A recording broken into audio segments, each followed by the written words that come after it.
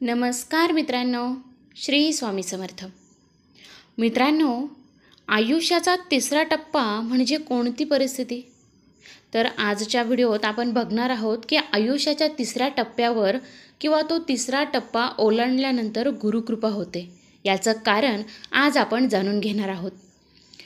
गुरुपौर्णिमा हे एका दिवसाचा उत्सव नाही, तर ती आहे आयुष्यभराची साधना. ही उपासना कशी करावी ते जाणून घेऊया. गुरुपौर्णिमा म्हणजे गुरुप्रती असलेली श्रद्धा, भाव, त्यांच्या चरणी समर्पित करण्याचा योग. आजवर प्रत्येक क्षणी गुरूंनी सांभाळले आहे, आधार दिला, त्यासाठी त्यांच्याविषयी कृतज्ञता व्यक्त करण्याचा सुदिन म्हणजे गुरुपौर्णिमा.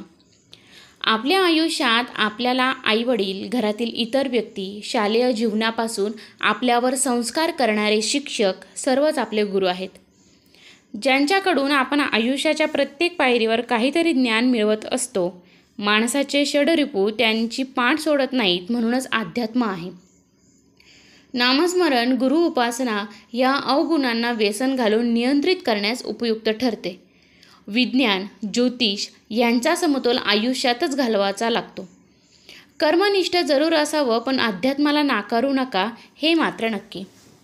गुरुपौर्णिमेला एक दिवस नाम घेऊन चालणार नाही, तर आपल्यावर अखंड नामाचा अभिषेक होणं गरजेचं आहे. गुरुपौर्णिमा ह्याचा साधा सोपा अर्थ म्हणजे आपल्या गुरूंच्या सहवासात अखंड राहणं, त्यांच्याबरोबरच आयुष्य व्यतीत करणं. जळीस्थळी त्यांची छवी मनात आणि डोळ्यासमोर असेल तर आयुष्य आनंदात जाणारच. नुसता आनंद नाही, तर ते सर्वार्थाने समृद्ध होईल. जन्म मोक्षासाठीच आहे आणि म्हणूनच शनी गुरु यासारखे ग्रह आयुष्याच्या तिसऱ्या अंकात भेटतात.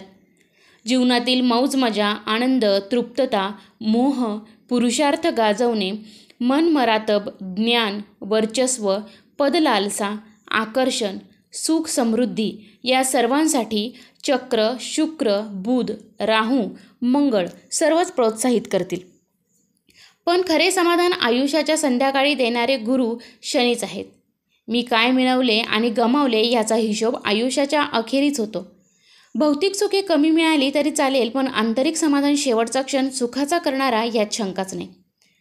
एखाद्या व्यक्तीचे उत्पन्न कमी असूही शकेल, भौतिक सुख पायाशी लोळत नसतील, पण मनाचे आंतरिक समाधान ओतप्रोत आहे, कारण समाधान देणारा गुरु पत्रिकेत उत्तम आहे. गुरुच्या शिवाय जीवन अपूर्ण आहे. एखादी कला, विषय, भाषा, पदार्थ काहीही असो, तो शिकवणारा योग्य गुरु जीवनाच्या प्रत्येक टप्प्यावर मिळणे हे अहोभाग्य आहे.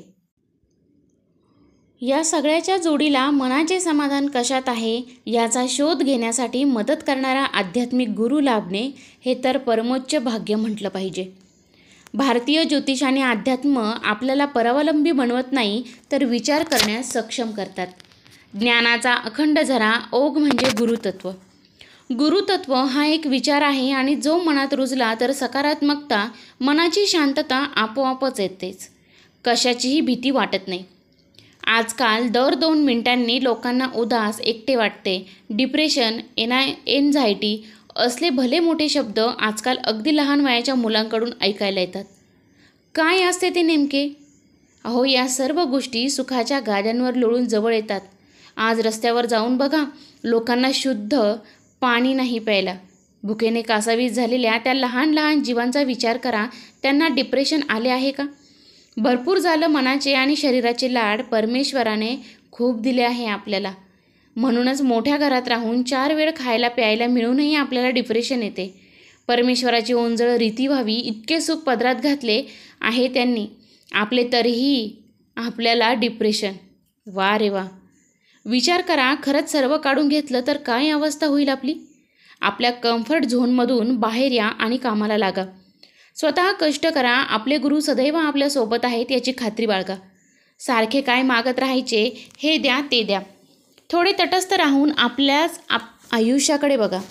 गुरुतत्व म्हणजे इतरांना मदत करणे, एखाद्याच्या शिक्षणाला, औषधांना मदत करणे, वृद्धांना मानसिक आधार देणे, समाजासाठी काहीतरी कुणाच्या तरी उपयोगी पडणे. एखाद्या आजोबांना रिक्षा करून दिली तरी महाराजांना ते आवडेल. गुरुपौर्णिमा रोज प्रत्येक क्षणी जगायची गोष्ट आहे. ती एक दिवस त्यांची आठवण काढायची आणि इतर दिवशी वाटेल तसे वागायचे, हे कसं चालेल? आपला संसार, आपल्या घरातील जबाबदाऱ्या, भविष्यासाठी केलेली आर्थिक तरतूद आणि घरातील कुटुंबातील सर्वांना एकत्र धरून ठेवणे ही भावना म्हणजेच गुरुतत्व आहे. महाराजांनी कसे आपल्या सर्वांना एकत्र आणले आहे, प्रेमाच्या धाग्याने सर्व भक्तांना बांधून ठेवले आहे. जसं स्वामींनी प्रत्येकाला एकत्र आणलं आहे, प्रेमाच्या धाग्याने सर्व भक्तांना बांधून ठेवलं आहे, त्याचप्रमाणे समाजातील प्रत्येक घटकाला मदतीचा हात देणं हेही एक गुरुतत्व आहे. नुसतं मी माझे करून होत नाही. जीवन खऱ्या अर्थाने जगायचे असेल तर इतरांसाठी काहीतरी मागण्याची, करण्याची वृत्ती हवी. ती मनात भिनली पाहिजे. प्रत्येक गोष्टीत स्वार्थ असतो आपला. अगदी महाराजांच्या सेवेतसुद्धा काहीतरी हवे आहे म्हणून सेवा हे समीकरण आहे. कुणाची माफी मागायची आहे, लगेच मागून टाका, नाहीतर ती मागायला पुढील जन्म घ्यावा लागेल, तोही अजून अधिक कष्टाचा. द्वेष, मत्सर, तिरस्कार म्हणजे मोठ्या कधीही बऱ्या न होणाऱ्या आजारांना जन्माला घालणे. फक्त महाराजांचे अस्तित्व अनुभवा आणि अखंड नाम घ्या. जप किती करू असे लोक विचारतात, मात्र बटाटे वडे किती खाऊ ते नाही विचारतात कुणाला. अहो, नामस्मरणाची गोडी अवीट आहे आणि ती चाखायची असेल तर जपाची माळ ठेवून घ्या आणि श्वासागणिक नाम घ्या. आयुष्यात कितीही काही मिळवलं तरी जोवर मनाचे समाधान मिळत नाही तोवर सर्व फोल आहे. गुरुपौर्णिमा म्हणजे समाधानाकडे वाटचाल. द्या सोडून सर्व विचार आणि झोकून द्या स्वतःला त्यांच्या चरणांपाशी. अर्पण करा सर्वस्व. असे कराल तेव्हा उरेल ते फक्त नाम, नाम आणि नाम.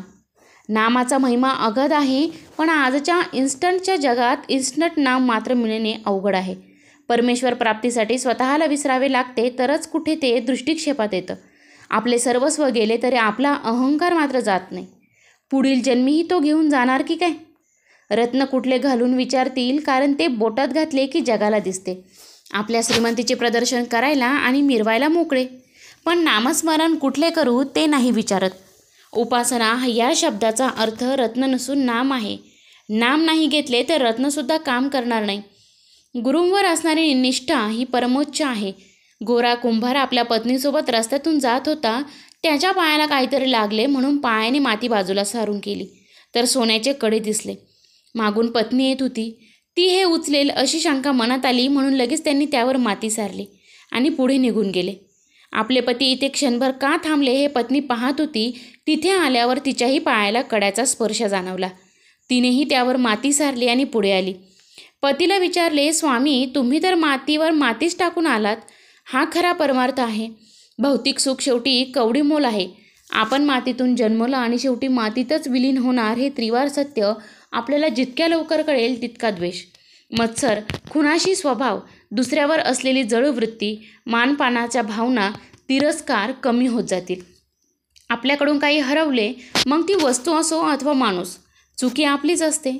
दोष इतरांचा नसतोच, कारण हे आपलं आयुष्य आहे आणि तेही आपल्या पूर्वीच्या कर्मानुसार मिळालेलं असतं. हेच समाजासाठी अध्यात्म आहे आणि ते करत राहणे, समजून घेणे हेच आपलं जीवन आहे. आपल्या पडत्या किंवा वाईट काळात ज्यांनी मदत केली ना, त्यांना विसरला तर कुठलाही देव माफ करणार नाही. त्यामुळं सदैव सर्वांचे ऋण माना आणि त्याप्रमाणे वागणेही ठेवा. किती लोक ओळखतात आपल्याला या जगात. आपण गेल्यावर कुणीही आपली आठवणसुद्धा काढणार नाही हो. वयाच्या 70ीत 7वीचे मार्क आठवते आहेत का? नाही ना. मग विसर सर्व कटू गोष्टी आणि मनात, ओठात, हृदयात आणि वागण्यात, बोलण्यात फक्त आणि फक्त गुरूंचे नाम असू देत. आयुष्य स्वामीमय होणे ह्यासारखा परमोच्च आनंद असूच शकत नाही. अनुभव घ्या आणि कळवासुद्धा. माझ्या आयुष्यातल्या सर्व गुरूंना हा व्हिडिओ आणि ह्या व्हिडिओतील सर्व काही माहिती समर्पित करते. गुरुपौर्णिमा तुमच्या आमच्या सर्वांच्या आयुष्यात नामाचे महत्त्व जपणारी, मुखी गुरुस्तवन असणारी असू दे, हीच महाराजांच्या चरणी प्रार्थना. श्री स्वामी समर्थ. तर मित्रांनो, व्हिडिओ आवडला असेल तर लाईक करा, शेअर करा आणि आयुष्याच्या तिसऱ्या टप्प्यात म्हणजेच 35 ओलांडलेल्यानंतरच गुरुकृपा का होते हे जर आज कळालेलंच असेल तर कमेंटमध्ये श्री स्वामी समर्थ लिहायला विसरू नका. धन्यवाद.